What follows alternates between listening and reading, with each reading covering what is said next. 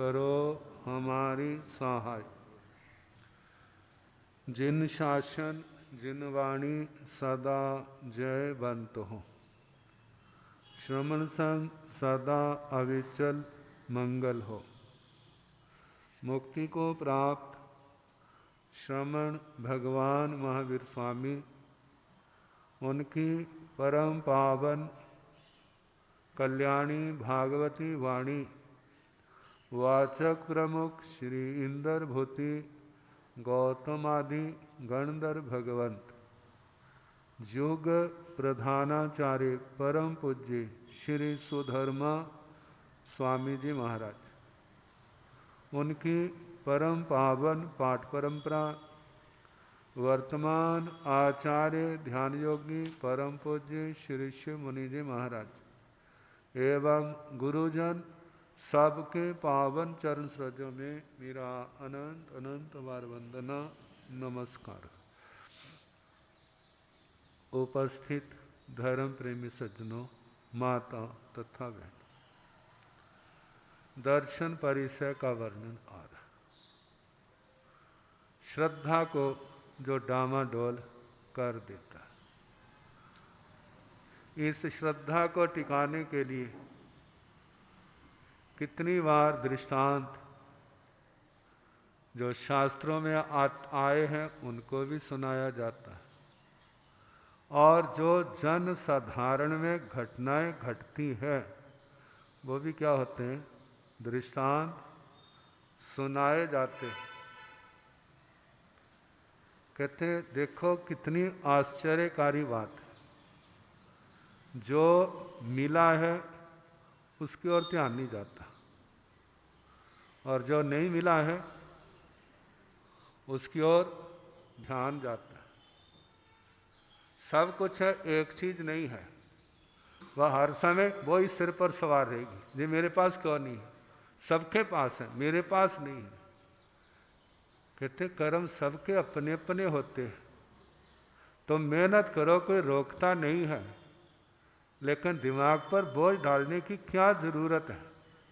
धर्म ध्यान करो, लेकिन ना जी, जो होना चाहिए अब नहीं है तो इतने सुख हजारों हैं, वो सारे कैसे हैं, बिना नमक के भोजन होता है ना, तो उसकी क्या दशा होती है।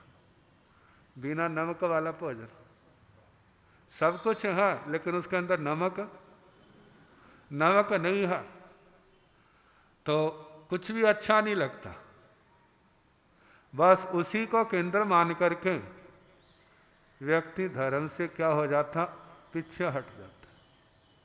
हमारे गुरुजी ना एक कथा सुनाया करते थे। कहते एक परिवार था, वैसे गांव में संतों का आना हुआ। संत अच्छे प्रभावक थे, उन्होंने अच्छी प्रभावना की, बड़ी लगन लगी। तो एक परिवार, उसकी मुखिया, किसी घर का तो मुखिया आदमी होता है और किसी घर की मुखिया बहनें होती हैं। जिसका दिमाग चलता है, जो परिवार की जिम्मेवारियों को संभालता है, योग्यता है, जिसके अंदर योग्यता है उसको स्वीकार करो, उसके अनुसार चलेंगे तो क्या होगा, आगे बढ़ेंगे। यदि उसको चुनौती दोगे तो क्या होगी, ठोकरें लगेगी। एक जगह की बात है, एक एडवोकेट सामने बैठे थे, उनके पास कोई क्लाइंट आया और वो कॉलेज का था। और उसकी जो कॉलेज का प्रधान था ना, उसकी बुराइयां करने लगा और वह सुनता रहा। कहते तुम्हें तकलीफ क्या है। उस वकील ने पूछा तुम्हें उससे तकलीफ क्या है। कहते हमारा कहना नहीं मानता, हमारा कहना नहीं मानता। कहते अच्छा तुम्हारी सारी बातें सुन ली, मेरी बातों का उत्तर देना। कॉलेज की पोजीशन क्या है। कहते नंबर 1 सारे इलाके में। कहते स्टाफ कैसा है? बड़ा व्यवस्थित। रिजल्ट कैसा है? बहुत अच्छा। सारा उससे कहला लिया। तो उसने कहा आपका कहना माने तो इसका मतलब क्या होगा? जो सारा कुछ डाउन चला जाएगा। वो अपने दिमाग से काम कर रहा है। यदि कॉलेज की पोजीशन डाउन होती हो, स्टाफ अव्यवस्थित हो, अनुशासन में कमी हो, फिर तो आपकी आपत्ति ठीक है। लेकिन ऐसा कुछ भी नहीं है। जो कॉलेज को और आगे बढ़ाना है तो उसको बनाए रखना। और यदि वो आपके व्यवहार से विक्षुब्ध होकर के चला गया तो फिर देखना कॉलेज का वो नाम, आज कहते हैं हमारा कॉलेज नंबर 1 है, फिर वो नंबर 1 नहीं रहेगा। ऐसे जो व्यक्ति ऐसा व्यवस्था में निपुण है उसको आगे रखा जाए। हाँ, अपने विचार दे दो, उसको अच्छे लगेंगे तो उस पर विचार कर लेगा, और यदि अच्छे नहीं लगे हैं, कहते हैं हमारी संस्था ठीक तरीके से चलनी चाहिए, उसका नाम होना चाहिए, दुनिया को लाभ होना चाहिए। तो ऐसे परिवार में उस बहन की चलती थी। वो भी सत्संग में आने लगी और उसने बहुत लोगों को लगाया। संत चले गए। बहुत समय के बाद जब दोबारा आना हुआ तो सारे तो आए, उसको नहीं देखा। तो संत ने पूछा भाई वो कहाँ गई है? कि ऊपर तो नहीं चली गई? कहते ना महाराज, अभी जीवित है। पहले तो ऐसे भागा करती थी सत्संग के लिए, अब क्या हो गया? कहते महाराज अब वो नास्तिक बन गई है। क्या बन गई है? नास्तिक बन गई है। कहते नास्तिक बनने का क्या मतलब? कहते जो तो उसी से पूछना। कहते अच्छा कोई बात नहीं,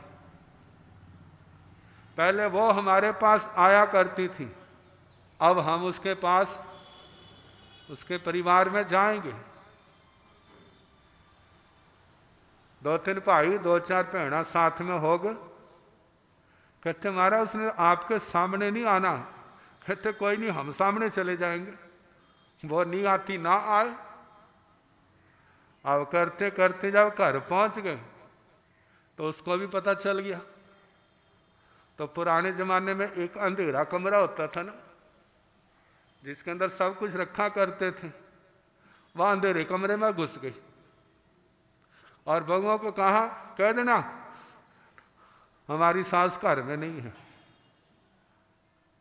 अब जब संत आए, पूछा सब? कहते कृपा है। कहते वो कहाँ पर है? कहते मारे हम क्या बताएं, आपका मिलना नहीं चाहती। कहते कोई बात नहीं, हमें ना मिले, हम तो मिलना चाहते हैं ना, एक बार सामने कर दो। जब कहा सामने कर दो, कहते माँ संत जिद पर अड़े हैं, तेरे को जरूर मिलना है। कहते कहा ना, कह दे घर में नहीं है। कहते लग गया पता, संतों ने सुन लिया। कहते तू आएगी या हम आए? आखिर वो घर से निकल आई। कहते क्या बात है? कहते मैंने आपका धर्म देख लिया। कहते क्या देखा तेने? कहते आप कहते थे इस धर्म की आराधना करने से मोक्ष मिलता है, जो धर्म मेरे को एक पोता नहीं दे सकता। क्या नहीं दे सकता? एक पोता नहीं दे सकता, तो मेरे को मोक्ष कहां से देगा? बताओ आप। कहते अच्छा। कहते अब पता चल गया, तू क्यों नहीं आ रही? तेरे को पोता चाहिए ना? जो तेरे को पोता मिल जाए फिर धर्म अच्छा है। जो पोता मिल जाए फिर इसका मतलब फिर धर्म अच्छा है, और पोता ना मिले तो फिर धर्म अच्छा नहीं है। कहते पोता ही सब कुछ हो गया। अब संत कहने लगे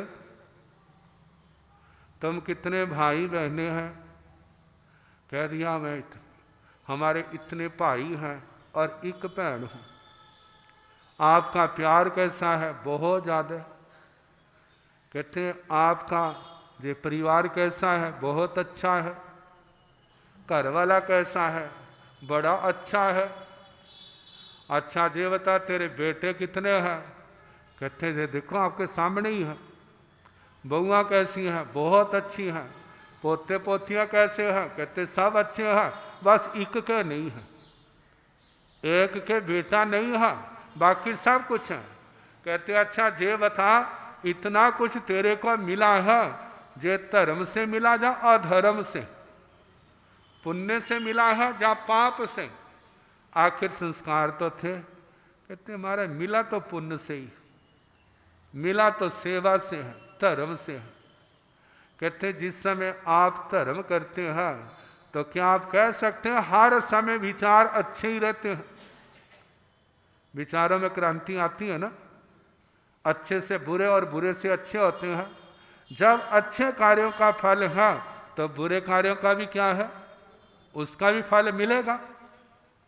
अब संतों ने उसको समझाया और उसकी अक्ल ठिकाने आ गई। कहने लगी महाराज मैं गलत हूँ। क्या हो? मैं गलत हूँ। कहते फिर गलत ही रहना है? कहते नहीं। कह चल फिर चल स्थान को, धर्म स्थान में आने लग पड़ी। मतलब जिस समय हम धर्म को बाहर के पदार्थों से जोड़ लेते हैं, वो मिलते रहे तो धर्म ठीक है, और ना मिले तो फिर धर्म गलत हो गया। देखा जाए तो हमारी सोच गलत है। अभी हमने धर्म को समझा नहीं। शास्त्रों में दृष्टांत कितने आते हैं। जिस समय अर्जुन माली का प्रकोप सुदर्शन सेठ पर आया तो उसने भगवान को आवाज नहीं दी, भगवान मेरे को आके क्या करो, बचाओ। क्योंकि वह जानता है सिद्धांत का पारगामी है, जे हमारा जीवन भगवान गुरु या किसी के हाथ में नहीं है इसको छोटा बड़ा करना। जे इसके ऊपर किसके ऊपर आधारित है? जे हमारे आयुष्य कर्म के ऊपर है। किसके ऊपर? आयुष्य कर्म के ऊपर है। यदि मेरा अंत ऐसे ही होना है तो उसको कौन रोक सकता है? यदि मेरा अंत ऐसे नहीं होना है तो कौन मेरे को मार सकता है? इसलिए उसने कोई प्रार्थना नहीं की। उसने ये नहीं सोचा मैंने धर्म किया है तो इससे बच जाऊं। जो हमारा परंपरा से, गुरुजनों से, शास्त्रों से ज्ञान प्राप्त है, उसका आलंबन लेके उसने क्या कर लिया? संथारा कर लिया। और संथारा भी कैसा? सागारी। आजकल तो हर समय सागारी संथारे में, रात को सोना है ना तो सागारी संथारा ले लेंगे कि भाई सागारी संथारा तो उस समय होता है जब मौत सामने होती है, जैसे सुदर्शन सेठ ने किया, अरहनक श्रावक ने किया। तुम्हारे तो सामने नहीं है। कहते तुम्हारे क्या पता, जे हम मर गए तो क्या करेंगे? तो आप क्या सोचते सगारी संथारा कर लेंगे तो सीधा स्वर्गों का टिकट मिल जाएगा? कहा यदि स्वर्गों वाला कर्म नहीं है तो ये सगारी संथारा आपको, तुम्हारे अंदर निर्मोहता कितनी आई है। क्योंकि सोने से पहले सुबह उठना है, बच्चों का नाश्ता तैयार करना है, घर वाले का टिफिन तैयार करके उसको बाहर भेजना है। सारी योजनाएं तो तुम्हारी घर के अंदर अटकी हुई है। तुम्हारा संथारा कैसे होगा? जिस समय संथारा आता है तो उस समय तो जो होता मेरा कोई नहीं, मैं किसी का नहीं, मेरा तो केवल एक धर्म है, एक संयम है जो इस आत्मा को ऊंचा उठाने वाला है। संसार की दलदल से निकालने वाला है। लेकिन आपने संसारे से पहले कितनी अगले दिन की योजनाएं बनाई हुई हैं, क्या उसकी ओर ध्यान है भला? कहाँ कहाँ जाना है, कहाँ गाड़ी लेनी है, क्या कुछ करना है, सारी योजनाएं बनी है। फिर संसारा किसका? ये तो केवल स्वर्गों के लोभ का कारण है कि हमारे को क्या हो जाए, स्वर्ग मिले। कौन सा स्वर्ग चाहिए भला? रास्ता तो मैं दिखा दूंगा। स्वर्गों में जाना है क्या? बाणव्यंतर बनना है, भवनपति बनना है, या ज्योतिषी बनना है, या वैमानिक बनना है? अच्छा, देवता बनना या देवी बनना है? क्या बनना चाहते हैं?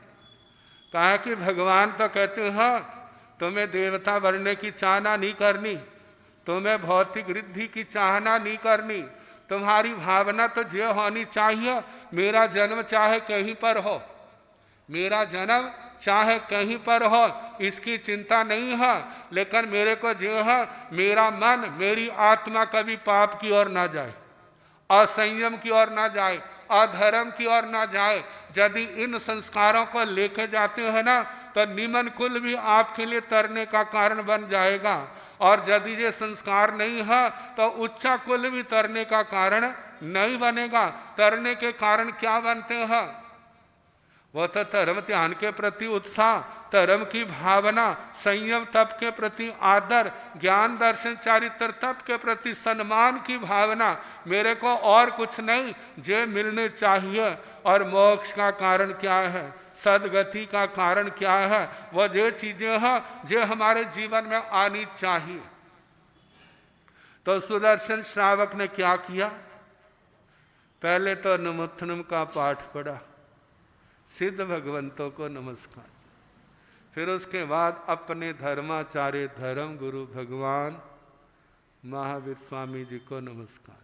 फिर उसके बाद कहा, भगवान पहले तो मैंने अणुव्रत धारण किए थे, मोटे रूप से पापों का त्याग किया था, लेकिन अब मैं क्या करता हूँ? 18 पापों का आजीवन त्याग करता हूँ। यदि मेरा जीवन रहेगा, इस उपद्रव से बच जाता हूँ तो मैं खोल सकता हूँ, यदि नहीं बचता फिर तो खत्म है खेल। और उसके बाद आत्म समाधि में बैठ गए, धर्म ध्यान के अंदर। अरिहंत भगवंतों को नमस्कार, सिद्ध भगवंतों को नमस्कार, आचार्य भगवंतों को नमस्कार, उपाध्याय भगवंतों को नमस्कार, साधु साध्वी जी को नमस्कार, पंच परमेष्ठी भगवंतों को नमस्कार, चतुर्विध संघ सदा जय बंधो। चतुर्विध संघ साधु साध्वी शावक शाविका रूपी जो हमारा धर्म संघ है, जे क्या हो? सदा जय बंधो। इस जीवन में जन्म जन्म में मैंने कोई भी पाप कर्म जानने अनजानेपन में किया तो मैं उसका प्रतिक्रमण करता हूँ, उसकी मैं क्षमा याचना करता हूँ। परिकमामि निंदामि गरिहामि अपाणं बोसिरं, और चारों आहार का त्याग करता हूँ। ऐसे समता के अंदर आ गए। अब आत्म स्वरूप का चिंतन, जे मरना आत्मा का नहीं होता, जे जन्म आत्मा का नहीं होता। इस जन्म से पहले भी आत्मा थी और इस शरीर के वियोग के बाद भी आत्मा रहेगी। कर्म के अनुसार छोटे बड़े कुलों में जन्म होता है, किसी भी रूप में कर्म के अनुसार। कोई स्त्री का रूप है, कोई पुरुष का रूप है, कोई नपुंसक का रूप है। चारों गतियों के, पांचों जातियों के, 6 काया के, 24 दंडकों के रूप में इस आत्मा का जन्म होता है। ये तो जन्म का मतलब सामने आना, मरण का मतलब आंखों से ओझल हो जाना। शरीर और आत्मा का आपस में क्या है? स्थूल शरीर का आत्मा का वियोग। आगे कर्म के अनुसार नया जन्म धारण करने के लिए चले जाते हैं। इसलिए ये मौत अवश्यम भावी है, कहीं चले जाओ। जब मौत आती है ना तो व्यक्ति भागता है, कहते कहाँ जाएंगे? भागेंगे, वो हमारे आ गई है तो उसने हमारे को छोड़ना नहीं है।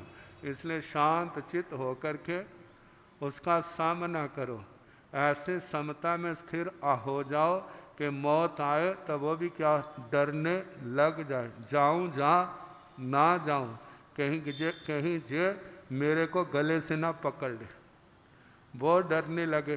कहा ऐसा हमारा जीवन होना चाहिए। ये कब होगा? यदि हमने जब से होश संभाला, इस धर्म को समझा और अपने जीवन में आचरण के रूप में ले आए, यथाशक्ति ईमानदारी के साथ उसका पालन करते हैं, तो हम आगे से आगे बढ़ते जाएंगे। मानो परिस्थितियों के कारण कभी गति धीमी पड़ जाती है तो भावना यही रखनी चाहिए वो जल्दी समय आए कि जिन कारणों से हम धर्म की पूर्ण आराधना नहीं कर रहे हैं, फिर दोबारा क्या करें? धर्म की पूर्ण आराधना करके भगवान और धर्म के आज्ञा के आराधक बने। ऐसी भावना रखे आगे बढ़ना है, परिचय को समता से सहन करना है। तो क्या हुआ? वो तो चला गया। कौन? अर्जुन माली जग छाया और उसके तेज को सहन नहीं कर सका, वापिस चला गया। वो तेज जो है को मांगा हुआ नहीं था, वो तेज किसके कारण से? धर्म आराधना के कारण था। वो एक दिन की साधना नहीं थी, सारे जन्म की साधना थी, और उसके पीछे पूर्व जन्मों की भी साधना हो सकती है। करेंगे तो होगी, करेंगे नहीं तो कहाँ से होगी। बस इस साधना को जो दृढ़ विश्वास लेके आगे चलना है, साधना को बढ़ाना है। सबकी साधना सफल हो, हमारी शुभकामना। बाकी कल जैसे हम समय होगा सुनाने का प्रयास।